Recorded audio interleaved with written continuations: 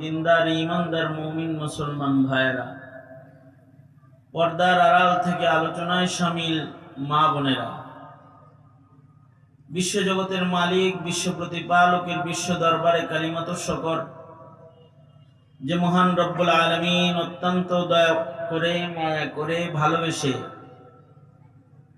রহমতি বরকতি জান্নাতের টুকরা বাগানে উম্মতের উলামায়ে দ্বীনদের সোহবতে দাওয়াত ও তাবলীগের নিসবতে আল্লাহ তাআলা আমাদেরকে একত্রিত হওয়ার তৌফিক দান করেছেন।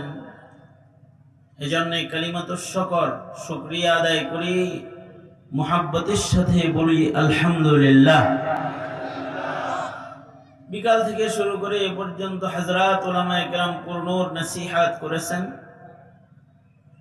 আমার পরেও বিজ্ঞ বুজুর্গ মুহাক্কিক উলামা হযরতগণ কথা বলবেন। বরকতের নিয়তে আল্লাহর কালামের অধিক পঠিত একটি আয়াতে কারিমা আপনাদের সামনে তিলাওয়াত করেছি, দুই জায়গা থেকে হাদিস পেশ করেছি।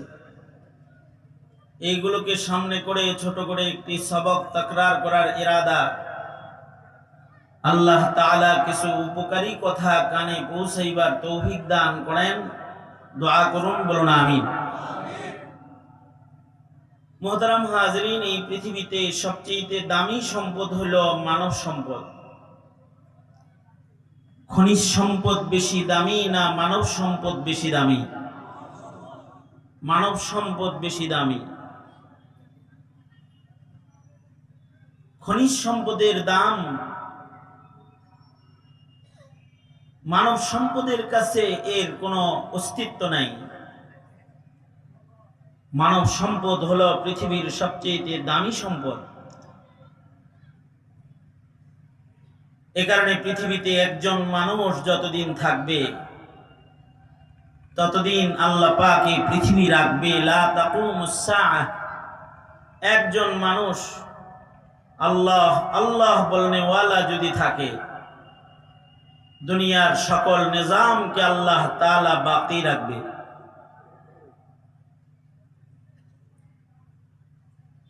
আর যদি একজন মানুষও খুঁজে না পাওয়া যায়, যখন মানুষ একজন থাকবে না, অর্থাৎ মানব সম্পদের প্রকৃত গুণ, প্রকৃত আখলাক, প্রকৃত আওসাফ গুলো যখন মানুষের ভেতরে বিদ্যমান থাকবে না, তখন এই গণনার মানুষগুলো আল্লাহর কাছে মানুষ হিসেবে গণিত না। তো পৃথিবীতে যদি আল্লাহর পছন্দের মানুষ না থাকে, তো আল্লাহ পাক ইসরাফিলকে বলবেন, বাঁশি বাজায় দাও, এখন আর এই সুন্দর সুসজ্জিত পৃথিবীকে অস্তিত্বে রাখার কোনো দরকার নাই। ইসরাফিল বাঁশি বাজাও, তো বাঁশি বাজাবে, কিয়ামত হয়ে যাবে, সারা দুনিয়া ধ্বংস করা হবে এবং ধ্বংসস্তূপে পরিণত হবে। একটা মানব সম্পদ এটা অনেক দামি, কারণ সারা দুনিয়া আবাদ করার জন্য একজন মানুষও যথেষ্ট হয়, আবার সারা দুনিয়া বরবাদ করার জন্য একজন মানুষও যথেষ্ট হয়। একজন মানুষ নাই তো দুনিয়ার কোনো দাম নাই, একজন মানুষ আছে তো দুনিয়ার দাম আছে। একজন মানুষের মতো মানুষ দিয়ে সারা জমিনের সকল মানুষ হিদায়াত প্রাপ্ত হয়ে যায়। এ কারণে মানব সম্পদ এটা অনেক দামি। এ কারণেই মানুষকে আল্লাহ তাআলা আল্লাহর জান্নাতে আল্লাহর বন্ধু হিসেবে জায়গা দান করবেন। কিন্তু মানুষ যদি মানুষ না হয়, তাহলে এটা সৃষ্টির নিকৃষ্ট প্রাণীর চাইতেও নিকৃষ্ট। সৃষ্টির নিকৃষ্ট শুয়োর, এর চাইতে নিকৃষ্ট আর কিছু নাই। নাজাসুল আইন, নাজাসুল আইন, পায়খানা যেমন নাজাসুল আইন, শুয়োর ওইরকম নাজাসুল আইন। এটার সাথে যে জিনিসের ছোঁয়া লাগে ওটা নাপাক হয়ে যায়। কিন্তু মানুষ যদি মানুষ না হয়, অমানুষ হয়, এটা শুয়োরের মতো নাজাসুল আইনের চেয়েতেও অনেক বেশি নিকৃষ্ট বস্তুতে পরিণত হয়। উলাইকা কাল আনআমি বাল হুম আদাল। মানুষ মানুষ না হইলে এটা শুয়োরের চেয়েতে নিকৃষ্ট।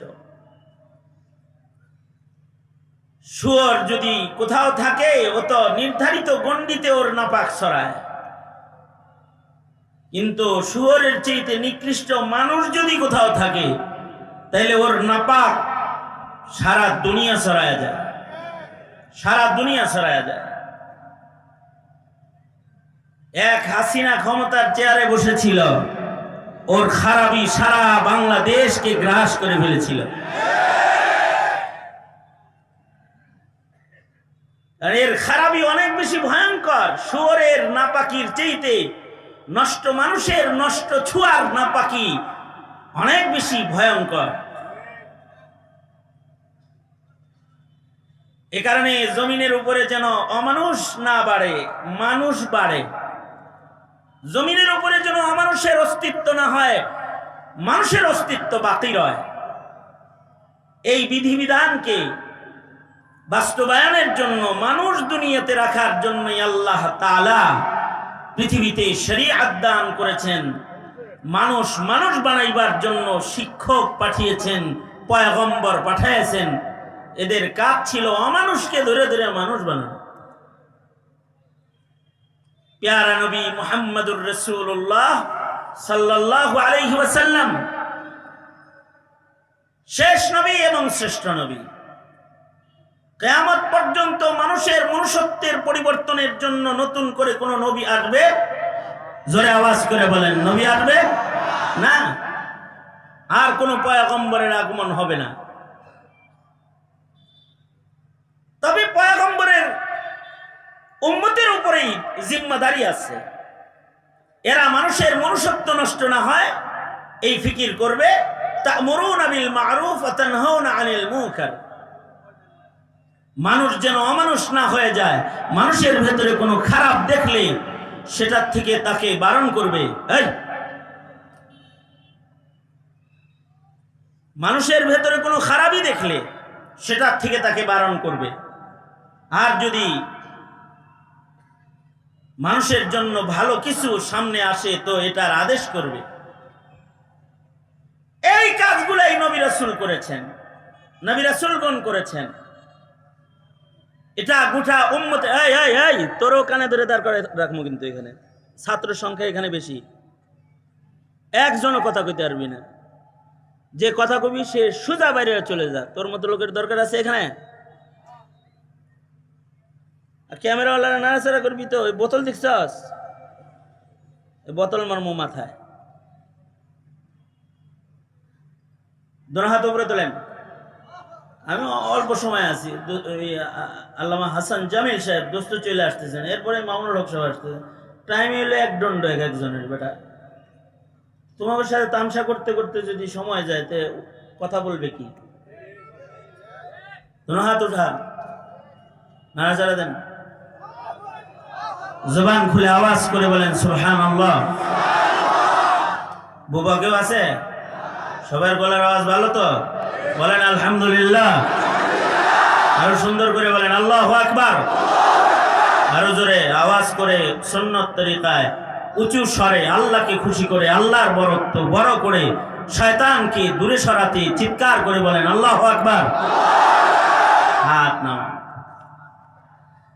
বলা একটু দাঁড়ায় দাঁড়ায় এলাম, আইতাছে তো ঠিক না? আমি ঠান্ডা ঠান্ডা কিছু কয়েকটা কথা শোনেন। সেটা হলো, তাহলে মানুষ অমানুষ হতে দেওয়া যাবে না। জিম্মাদারি নবী রাসূল আর আসবে না, জিম্মাদারি উম্মতের ঘাড়ে আছে। এই উম্মতের প্রতিটি সদস্যের উপরে এই জিম্মাদারি আছে।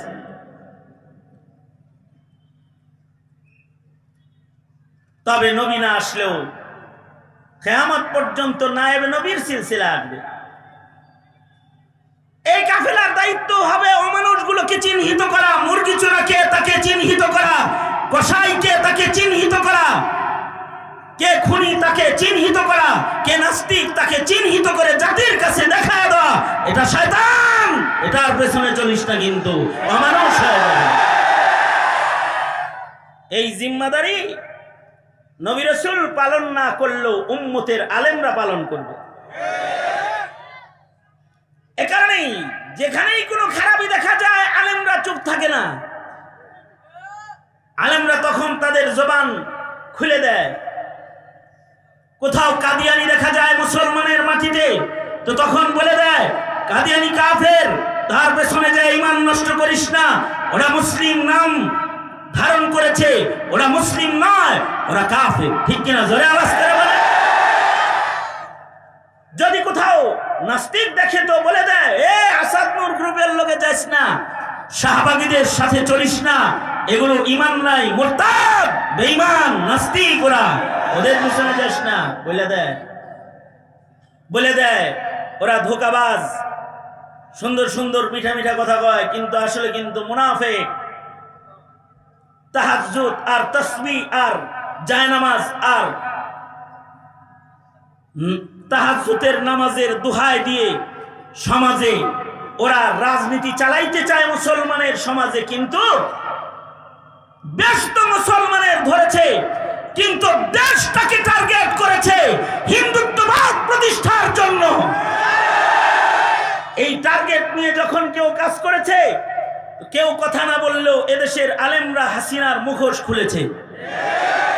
এদেশের আলেমরা বারবার চিহ্নিত করেছে যে কিন্তু দেশের ঈমান নিয়ে খেলছে, দেশ আর মিল্লাতের মানুষগুলোকে অমানুষ বানাইবার চক্রান্ত করছে, শুকর কুকুরের চেয়ে বেশি নিকৃষ্ট বানাইতে মুসলিম মিল্লাতের মুসলমানদের ঈমানের উপরে হামলা করেছে। সে এটা চোখে অঙ্গুলি দিয়ে দিয়ে দেখায় দিয়েছে।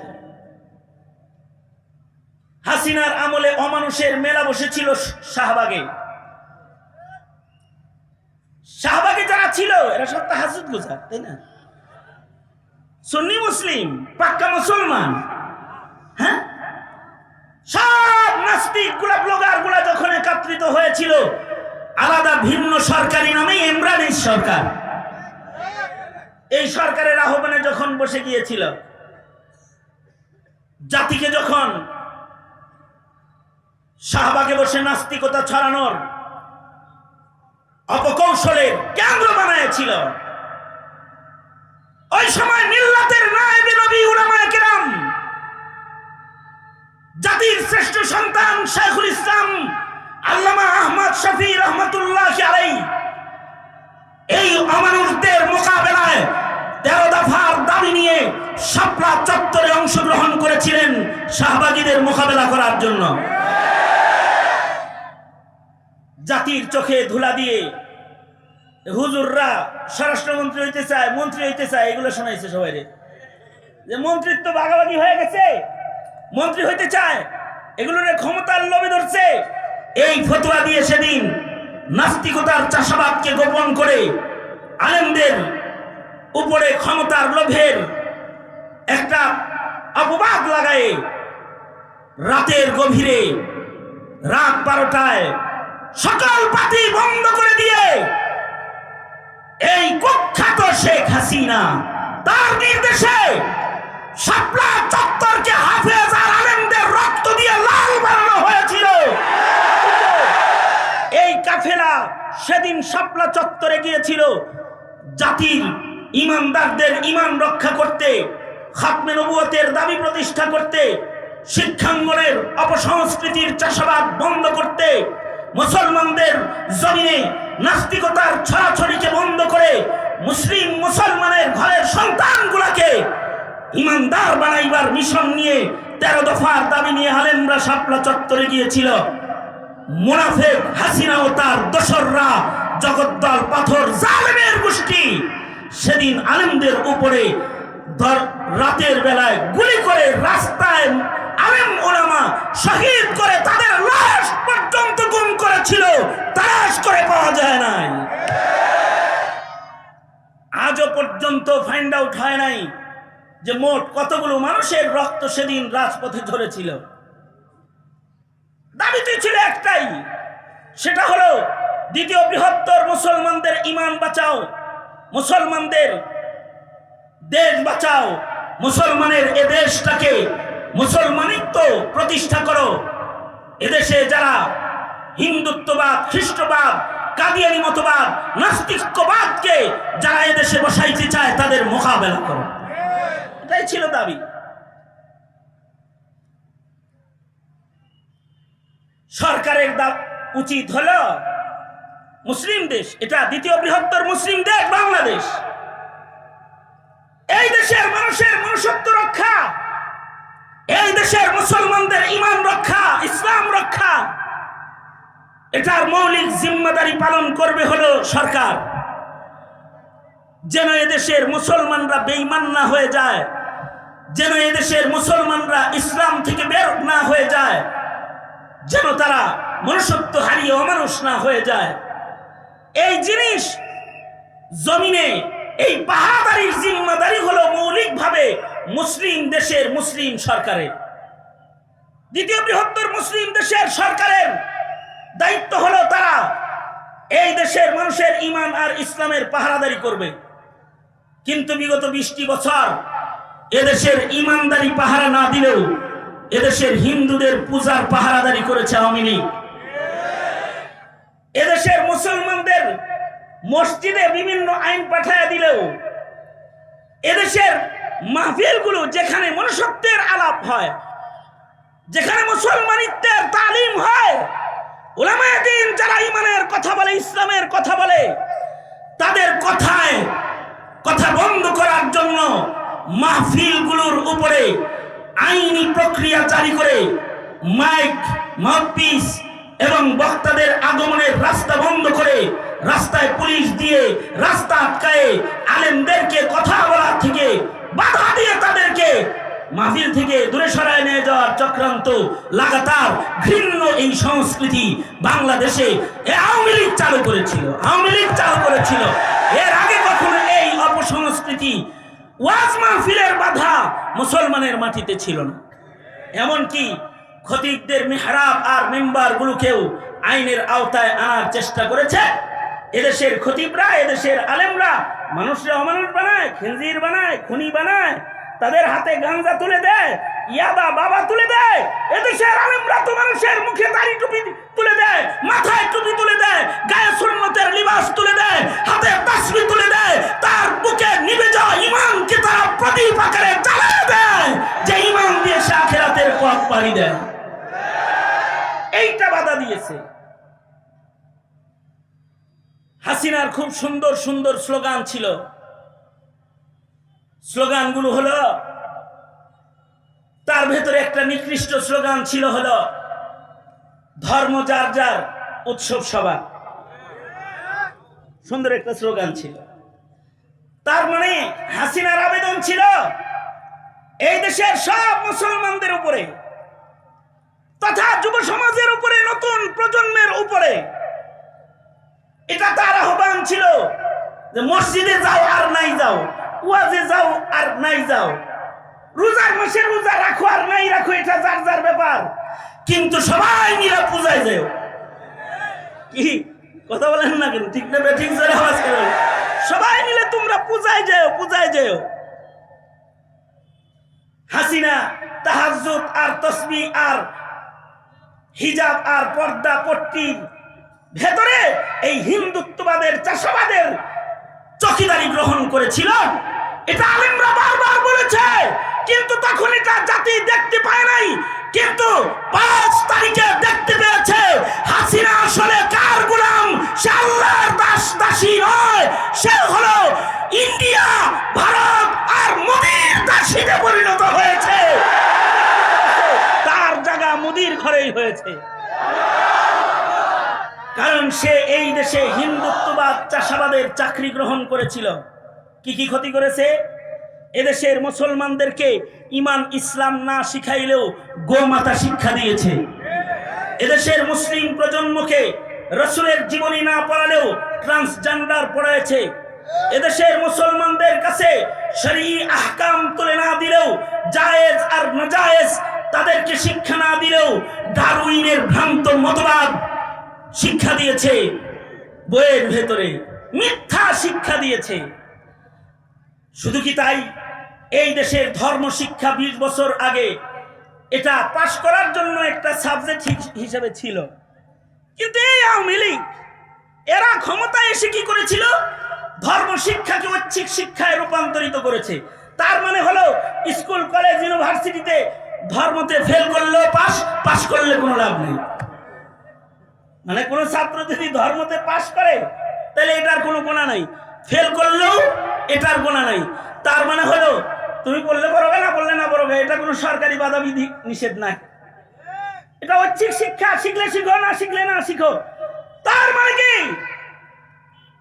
দ্বিতীয় বৃহত্তর মুসলিম দেশের সরকার হয়ে দেশের শিক্ষাঙ্গনের ভেতরে যদি ধর্ম শিক্ষাকে ঐচ্ছিক শিক্ষা হিসেবে বসায় রাখে, তার মানে হলো ধর্ম থেকে নতুন প্রজন্মকে দূরে সরায়া তারাই আমাদের মুসলমানের মাটিতে তারা ভিন্ন ধর্মের চাষাবাদ করতে চায়,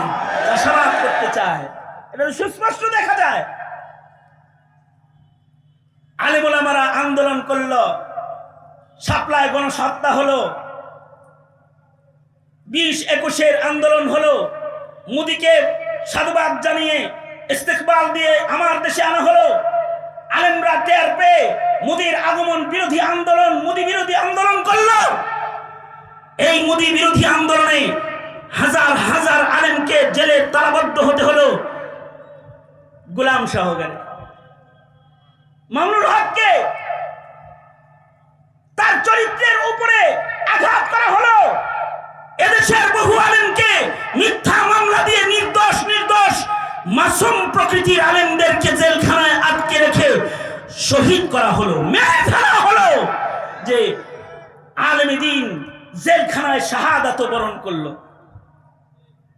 এই নগ্নতা যখন জাতি টের পেল যে এই হাসিনা থাকলে তো দেশটা দিল্লির দাসের কাছে থাকলে এটা ভারতের ভূখণ্ডে পরিণত হবে, এটা যখন জাতি টের পেল, জাতির সচেতন ছাত্র জনতা রাজপথে নেমে আসলো। তারা ঐক্যবদ্ধ বিপ্লব করলো। যেই বিপ্লবে জুলাইয়ের আন্দোলনে নতুন স্বাধীনতা জন্মগ্রহণ করলো, সেটা হলো জগদ্দল পাথর হাসিনা খেদায়ে দেশকে ভারতের দুঃশাসন মুক্ত করার স্বাধীনতা। ঠিক কিনা জোরে বলেন? 71-এ হয়েছিল পাকিস্তানি হানাদারদের জুলুম আর অত্যাচার থেকে জাতিকে রক্ষা করার স্বাধীনতা। আর এই 24-এর আন্দোলন হয়েছে, জুলাইয়ের আন্দোলন হয়েছে এদেশের মাটিকে ভারতীয় আগ্রাসন থেকে রক্ষা করার স্বাধীনতার আন্দোলন।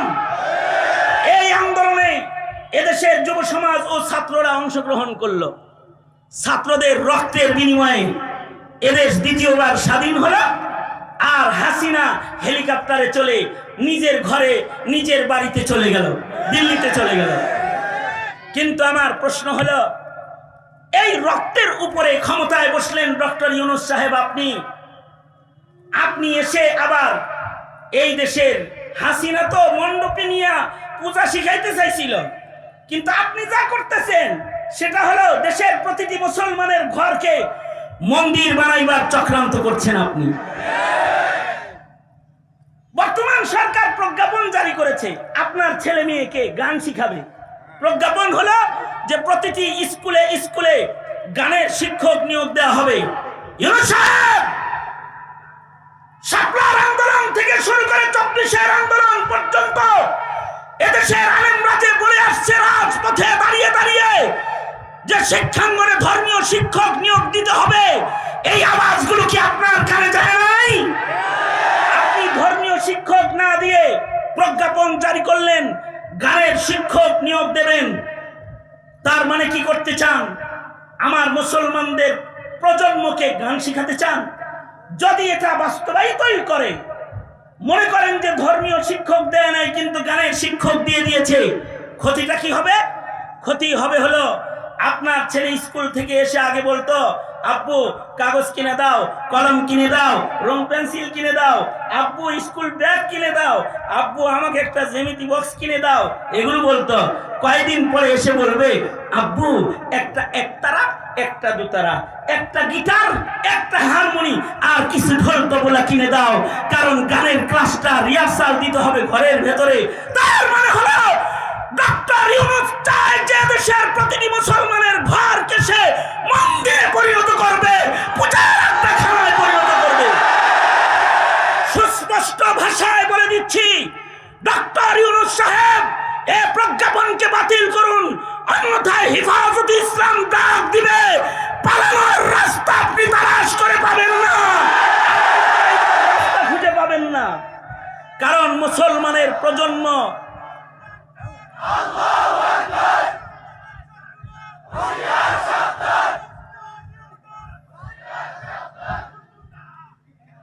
শোনেন, এগুলো আমাদের দাবি না, এগুলো আগামীর ভবিষ্যৎ প্রজন্মকে তাওহীদবাদী রাখার জন্য প্রতিটি মুসলমানের দাবি। ঠিক না বে ঠিক করে আওয়াজ করে বলেন। সুতরাং আমরা চাই এই প্রজ্ঞাপন বাতিল করে দিন। আমরা নতুন কোন শাপলা দেখতে চাই না, কোন সরকারের কাছে সংঘর্ষে আমরা রাজপথে দাঁড়াতে চাই না। তবে আমাদের কাছে কিন্তু জীবনের চেয়েও ধর্মের, ইমানের দাম বেশি। বারবার ইমতিহান আমাদের নেওয়া হয়েছে, আমরা গর্দান দিতে জানি, জান দিতে জানি, ইমান ইসলামকে নষ্ট করতে আমরা দিতে জানি না। আমরা জীবনের বিনিময় হলেও ইমান ও ইসলামের পতাকাকে জমিনে তুলে ধরবো ইনশাআল্লাহ। এখন জাতীয়ভাবে সময় এসেছে ইসলামের পক্ষের শক্তিকে আগে বাড়াইবা। এখন যারা রাজনীতি করবে ভবিষ্যতে, তাদেরকে আপনাদেরকেই সিদ্ধান্ত নিতে হবে কাকে পাঠাইবেন। মন্দির যে বানায় ঘর তারে পাঠাইবেন, অথবা সন্তান টেনে মন্দিরে নেয় তাকে দেশের ক্ষমতার চেয়ারটা দিবেন, নাকি যারা আপনার সন্তানের ঈমান বাঁচাবে তাকে দিবেন। এই ফয়সালা একান্তই আপনার। তবে আমি মুসলিম হিসেবে আহ্বান জানাই, কেউ যদি ভোটের বাক্স নিয়ে আসে তাকে বলবেন, কি ক্ষমতায় গেলে তোমার ইশতেহার কি? তোমার ইশতেহারটা কি? তুমি কি আমার সন্তান নষ্ট করার ইশতেহার লয়ে আইছো, নাকি সন্তানের ঈমান বাঁচানোর ইশতেহার লয়ে আইছো? এখনকার নেতারা ক্ষমতায় যাবে তো ইলেকশনের আগে বিভিন্ন ধরনের নির্বাচনী ইশতেহার নিয়ে হাজির হয়। ইশতেহারগুলোর রং থাকে এরকম, ব্রিজ করে দেবো, এই নদী আর ওই নদীর মাঝখানে প্রশস্ত ব্রিজের মাধ্যমে এলাকার গণসংযোগ সুন্দর করে দেবো, গ্যাস এনে দেবো, বিদ্যুৎ নিয়ে দিব, ঘরে ঘরে বাতি জ্বালাইয়া দিব, ডিজিটাল করবো, এগুলো থাকে ইশতেহার। কিন্তু হাফিজি হুজুর রহমতুল্লাহ আলাইহি তিনি নির্বাচন করেছিলেন, ওনার নির্বাচনী ইশতেহার ছিল, আমি প্রেসিডেন্ট হলে ৬৮,০০০ গ্রামে ৬৮,০০০ মাদ্রাসা করে দেবো। এটা কি জন্য দিছিল এই ইশতেহার? এই ইশতেহার ছিল হলো ৬৮,০০০ গ্রামের মুসলমানদের ঈমান বাঁচানোর ইশতেহার। ঠিক কিনা? জোরে আওয়াজ করে বলেন, আরো জোরে আওয়াজ করে, জোরে চিল্লায় বলেন, ঠিক না ঠিক জোরে বলেন। এটা ছিল ঈমান বাঁচানোর ইশতেহার। এখন যারা ক্ষমতায় আসতে চায়, আমি বলবো তাদের ক্ষমতার ইশতেহারে আসতে হবে এই দেশে ইসলামী মূল্যবোধ প্রতিষ্ঠার প্রতিজ্ঞার ইশতেহার, হতে হবে এদেশের কওমি মাদ্রাসার আলেমদের ইজ্জত আজমত রক্ষা করার ইশতেহার, হতে হবে এদেশের মুসলমানদের দেওবন্দি আকীদার সহি ইসলাম সহি দ্বীন রক্ষা করার ইশতেহার। যারা দেওবন্দ বিরোধী, যারা ইসলাম বিরোধী, যারা খাতমে নবুয়ত এদেশে প্রতিষ্ঠা হতে দেয় না, যারা খাতমে নবুয়তের ইশতেহারকে নিজের নির্বাচনে প্রবেশ করাবে না, এরা এই দেশে নির্বাচন করার অধিকার রাখে না। ভোট চাইতে আসলে ঘাড় ধাক্কা দিয়ে বের করে দেওয়া উচিত। কারণ এই মুসলমানের মাটিতে কাদিয়ানীদেরকে অমুসলিম ঘোষণা করতে হবে। ঠিক কিনা? জোরে আওয়াজ করে বলেন, আরো জোরে আওয়াজ করে বলেন, ঠিক না? কাদিয়ানী কি মুসলিম পরিচয় থাকবে না অমুসলিম পরিচয় থাকবে? কাদিয়ানী কি মুসলমান না কাফের? জোরে আওয়াজ করে বলেন, কাফের না মুসলমান? আরো জোরে বলেন, মুসলিম না কাফের? 21 দিন রিমান্ডে ছিলাম আমি, তার ভেতরে পুলিশের একটা প্রশ্ন রিমান্ডের এটাও, হুজুর কাদিয়ানী কি আসলেই কাফের? আমি বললাম, আপনার সন্দেহ আছে? শাইখুল ইসলাম বলেছে যে কাদিয়ানীকে কাফের বলে না, কাফের মনে করে না, সেও কাফের। এখন আপনি কাফের থাকবেন না ইমানদার থাকবেন, এই চিন্তা করেন। তাইলে হুজুর কাদিয়ানীও কাফের। কাদিয়ানী কাফের এটা পুলিশ অফিসার জানে না। এ কারণে আমরা খাতমে নবুয়ত সম্মেলন করি।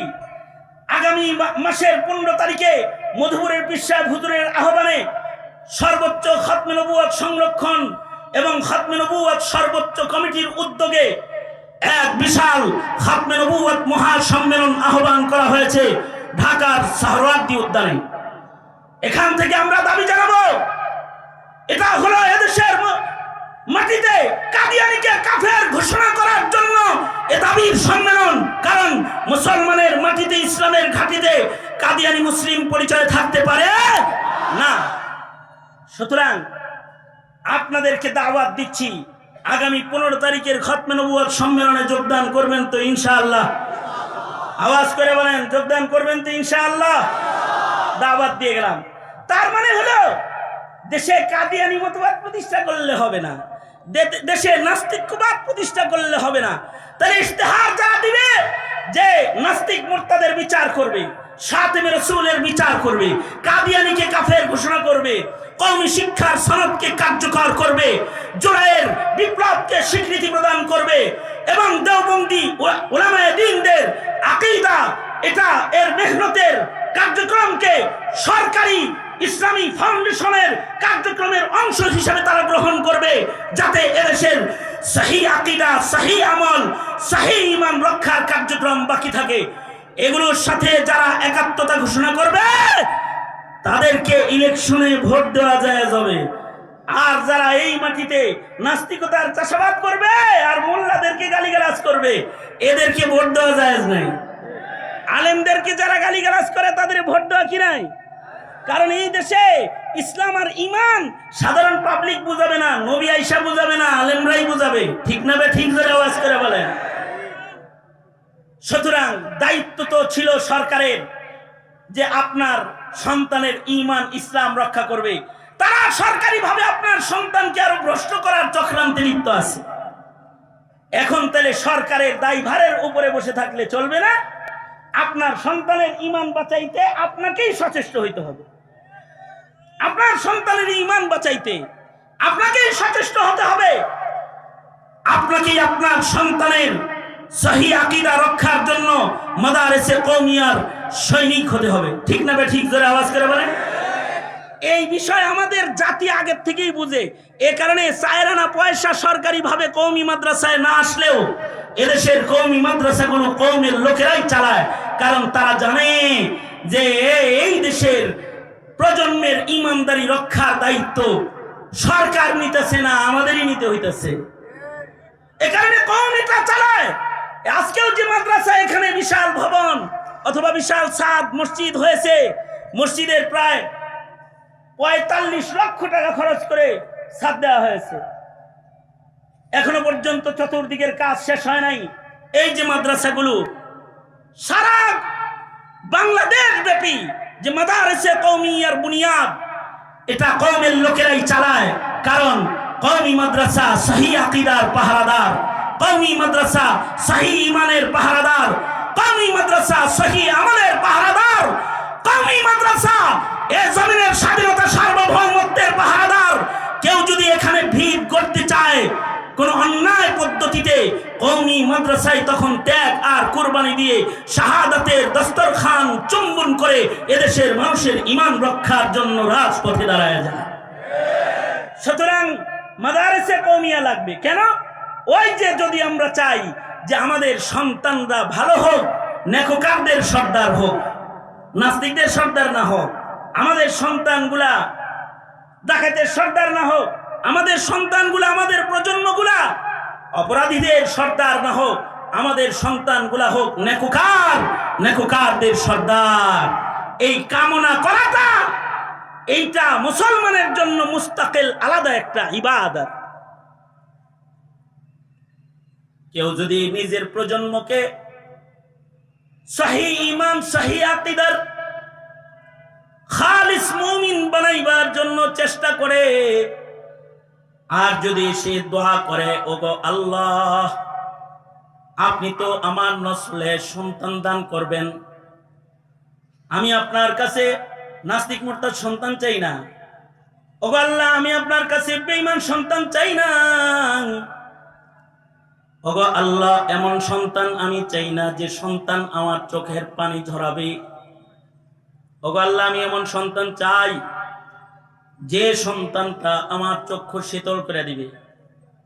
ওগো আল্লাহ, আমি এমন সন্তান চাই যে সন্তানটা মুত্তাকিদের সর্দার হবে, সে ইমাম হবে, সে খতিব হবে, সে দায়ী হবে,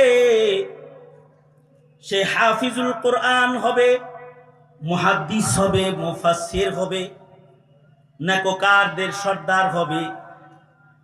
আল্লাহ, আমি আপনার কাছে এমন সন্তান চাই।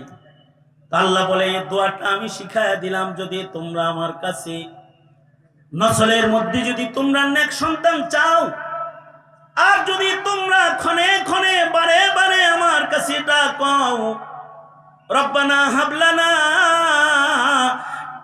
মিন আজওয়াজিনা ওয়া যুররিয়াতিনা কুররাতা আয়ুন ওয়াজআলনা লিল মুত্তাকিনা ইমামা।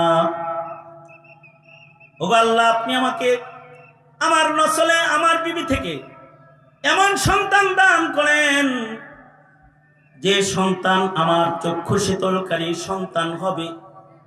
ওগো আল্লাহ, আমাকে আমার সন্তানকে নেককারদের সর্দার বানায় দেন, মুত্তাকিদের সর্দার বানান। যদি এই দোয়া কেউ পড়ে তো মহান আল্লাহর কাছে এতটুকু দোয়ারও এত দাম। এই দোয়া যারা করবে নিয়মিত, তাদেরকে আল্লাহ তাআলা ইবাদুর রহমানের মাকাম আল্লাহ তাআলা দান করবে। এবং আল্লাহ তাআলা এমন দোয়া করলেও বান্দাকে এর বদলায় জান্নাত দান করবে। উলাইকা ইজজাউনাল গুরফাতা বিমা সাবারু ওয়া ইউলাকাউনা ফিহা তাহিয়াতাও ওয়া সালামা। এই কারণে কমাস কম সকলে এক নম্বর কাজ হলো দোয়া করতে হবে, আল্লাহ আমাদের প্রজন্মের সন্তানগুলোকে নেককার বানায় দেন। এক নম্বর কাজ। দ্বিতীয় নম্বর কাজ হলো সন্তানদেরকে দ্বীন শিখাইতে হবে, তাওহীদ শিখাইতে হবে, সন্তানদেরকে হালাল হারাম শিখাইতে হবে, জায়েজ না জায়েজ শিখাইতে হবে, সন্তানদেরকে জান্নাত আর জাহান্নাম বুঝাইতে হবে, সন্তানদেরকে কবরের আযাব বুঝাইতে হবে, আখিরাতের বিচার বুঝাইতে হবে, সন্তানদেরকে আদালতে কিবরিয়া বুঝাইতে হবে, বিচার দিবস বুঝাইতে হবে। মুসলিম সন্তানগুলা যেন আস্তিক হয়, তাদের যেন ঈমান রক্ষা হয়। যদি এরকম নেক সন্তান কেউ বানায় যায়, মেহনত করে যদি খানদানের ভিতরে যদি নেক সন্তানের সিলসিলা কেউ রেখা যায়, তাহলে রাসূল বলেন সে সফল হয়ে গেল। কারণ মানুষ যখন মরে যায়, ইনকামের সব দরজা বন্ধ হয়ে যায়। তিন রাস্তায় মুসলমানের ইনকাম জারি থাকে। এক নাম্বার, কেউ যদি মসজিদ মাদ্রাসা করে যায়, সাদাকায়ে জারিয়ার আমল যদি কেউ করে যায়, মানুষটা মরে যায় কিন্তু তার কবরে নেকি যাওয়ার রাস্তা খুলে যায়। কিয়ামত পর্যন্ত তার কৃত সাদাকায়ে জারিয়ার মধ্যে মানুষ নেক আমল করতে থাকবে, আর এর একটা হিস্সা সে কবরে সে পাইতে থাকবে। কেউ যদি ইলমি দ্বীনের খেদমত করে যায়, জাতিকে যদি ইলম শিখায় যায়, তার ইলমের সিলসিলা জমিনে থাকবে, কিয়ামত পর্যন্ত তার কবরে ইলমের উপকার পৌঁছতে থাকবে। অথবা যদি খানদানে যদি নেককার সন্তান কেউ রেখে যায়, লোকটা মরে গেল কিন্তু সন্তানটা নাস্তিক বানায়, শাহবাগী বানায় যায় নাই, তার আলেম বানায় গেছে, এটারে দাওয়াত ও তাবলীগের দায়ী বানায় গেছে, এটাকে সাচ্চা পাক্কা ইমানদার 5 ওয়াক্ত তাকবীরে উলার নামাজি বানায় গেছে।